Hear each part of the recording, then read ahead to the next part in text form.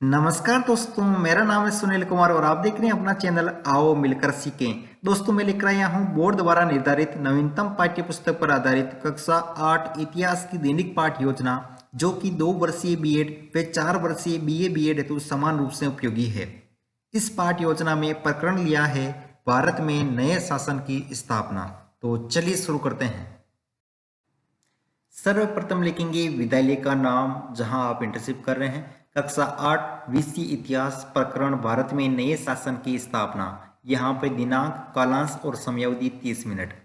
शिक्षण उद्देश्य एक तरफ अपेक्षित व्यवहारगत परिवर्तन। शिक्षण उद्देश्य में लिखेंगे ज्ञानात्मक। इसमें लिखेंगे विद्यार्थी भारत में नए शासन की स्थापना के बारे में जानकारी प्राप्त कर सकेंगे। विद्यार्थी भारत में नए शासन की स्थापना का पुण्य प्रत्यास्मरण कर सकेंगे। अवबोधात्मक, विद्यार्थी भारत में नए शासन की स्थापना की व्याख्या कर सकेंगे। विद्यार्थी भारत में नए शासन की स्थापना को उदाहरण द्वारा समझ सकेंगे। ज्ञानोपयोग, विद्यार्थी भारत में नए शासन की स्थापना का विश्लेषण कर सकेंगे। विद्यार्थी भारत में नए शासन की स्थापना से संबंधित प्राकल्पनाओं का परीक्षण करके निरूपण कर सकेंगे। चौथा पॉइंट है कौशल। इसमें लिखेंगे विद्यार्थी भारत में नए शासन की स्थापना का सारणीयन कर सकेंगे। विद्यार्थी भारत में नए शासन की स्थापना से संबंधित तथ्यों को संकलित कर सकेंगे। पांचवा पॉइंट है अभिरुचि। विद्यार्थी भारत में नए शासन की स्थापना के अध्ययन के प्रति रुचि पैदा कर सकेंगे। विद्यार्थी भारत में नए शासन की स्थापना के लिए साहित्यों व पत्र पत्रिकाओं को पढ़ने में रुचि पैदा कर सकेंगे। अभिवर्ती, विद्यार्थी भारत में नए शासन की स्थापना के बारे में सकारात्मक दृष्टिकोण अपनाएंगे। विद्यार्थी भारत में नए शासन की स्थापना के प्रति समीक्षात्मक दृष्टिकोण की भावना का विकास कर सकेंगे। शिक्षण सहायक सामग्री में लिखेंगे लपेट फलक, श्यामपट, चौक, डस्टर, संकेतक एवं अन्य कक्षा उपयोगी शिक्षण सहायक सामग्री। फिर है पूर्व ज्ञान। इसमें लिखेंगे विद्यार्थी भारत में नए शासन की स्थापना के बारे में सामान्य जानकारी रखते हैं। प्रस्तावना में एक तरफ छात्राध्यापक क्रियाएं, दूसरी तरफ विद्यार्थी क्रियाएं। अगर छात्राध्यापिका है तो छात्राध्यापिका क्रियाएं। फर्स्ट क्वेश्चन लिखेंगे भारत में व्यापार के उद्देश्य से कौन सी कंपनी आई थी, तो विद्यार्थी क्रिया में लिखेंगे east India company. Second question, company का भारत में प्रथम गवर्नर कौन था, वारेन हेस्टिंग्स। वारेन हेस्टिंग्स ने भारत में किसकी स्थापना की, नए शासन प्रणाली की। भारत में नए शासन की स्थापना किस प्रकार हुई, तो समस्यात्मक प्रश्न। उद्देश्य कथन में लिखेंगे आज हम भारत में नए शासन की स्थापना के बारे में विस्तृत अध्ययन करेंगे। फिर है प्रस्तुतिकरण, जिसमें एक टेबल ड्रॉ करके एक तरफ लिखेंगे शिक्षण बिंदु, फिर छात्राध्यापक क्रियाएं, विद्यार्थी क्रियाएं, विधि प्रविधि, श्यामपट सार। शिक्षण बिंदु में पहला पॉइंट प्रेसिडेंसी। विकासात्मक प्रश्न में पहला क्वेश्चन, कंपनी ने शासन चलाने हेतु किनकी नियुक्ति की, गवर्नर की। भारत का प्रथम गवर्नर कौन था, तो हेस्टिंग्स। हेस्टिंग्स ने प्रशासकीय इकाइयों को किसमें बांटा, तो लिखेंगे प्रेसिडेंसियों में। प्रेसिडेंसी के बारे में आप क्या जानते हैं, तो निरुत्तर विधि में प्रश्नोत्तर विधि। फिर है छात्राध्यापक कथन, जिसमें लिखेंगे गवर्नर जनरल वारेन हेस्टिंग्स 1773 से 1785 उन बहुत सारे महत्वपूर्ण व्यक्तियों में से था जिन्होंने कंपनी की ताकत फैलाने में अहम भूमिका अदा की थी। वारेन हेस्टिंग्स के समय तक आते आते कंपनी न केवल बंगाल बल्कि बंबई और मद्रास में भी सत्ता हासिल कर चुकी थी। ब्रिटिश इलाके मोटे तौर पर प्रशासकीय इकाइयों में बंटे हुए थे, जिन्हें प्रेसिडेंसी कहा गया जाता था। उस समय 3 प्रेसिडेंसी थी, बंगाल, मद्रास और बंबई। प्रत्येक का शासन गवर्नर के पास होता था। सबसे ऊपर गवर्नर जनरल होता था। वारेन हेस्टिंग्स ने कई प्रशासकीय सुधार किए। यहाँ विद्यार्थी क्रिया में लिखेंगे विद्यार्थी ध्यानपूर्वक सुनेंगे तथा मुख्य बिंदुओं को अपनी अभ्यास पुस्तिका में लिखेंगे।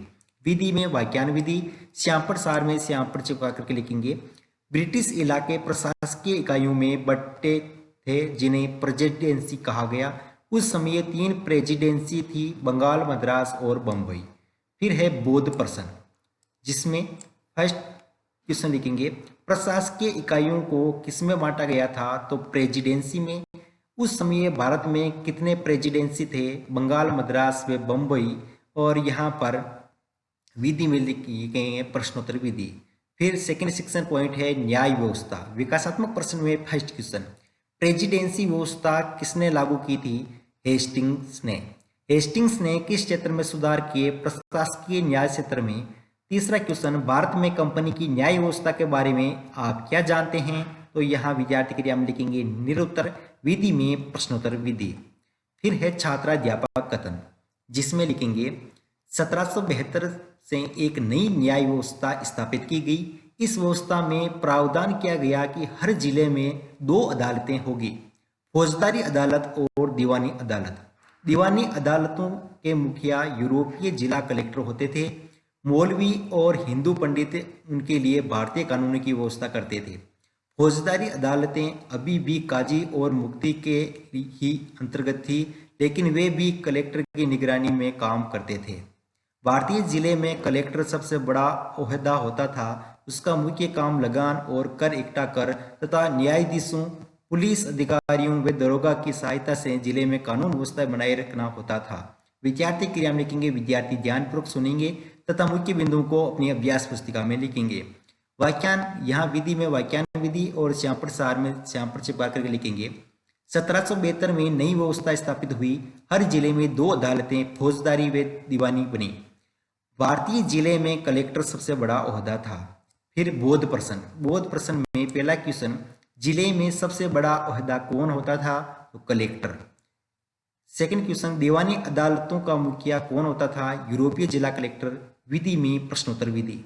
तीसरा सेक्शन पॉइंट है भारतीय कानून का संकलन। विकासात्मक प्रश्न में फर्स्ट क्वेश्चन, लॉर्ड डलहौजी ने कौन सी नीति अपनाई? नई नीति या विलय नीति? नई न्याय व्यवस्था किस पर आधारित थी? कानून पर। भारतीय कानून का संकलन किस प्रकार किया गया? निरुत्तर। विधि में प्रश्नोत्तर विधि।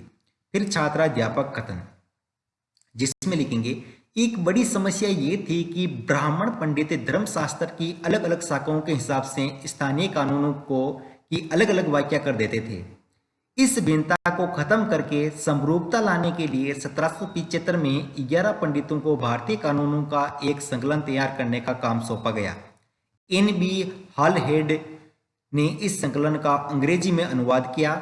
1778 तक यूरोपीय न्यायाधीशों के लिए मुस्लिम कानूनों की भी एक संहिता तैयार कर ली गई थी।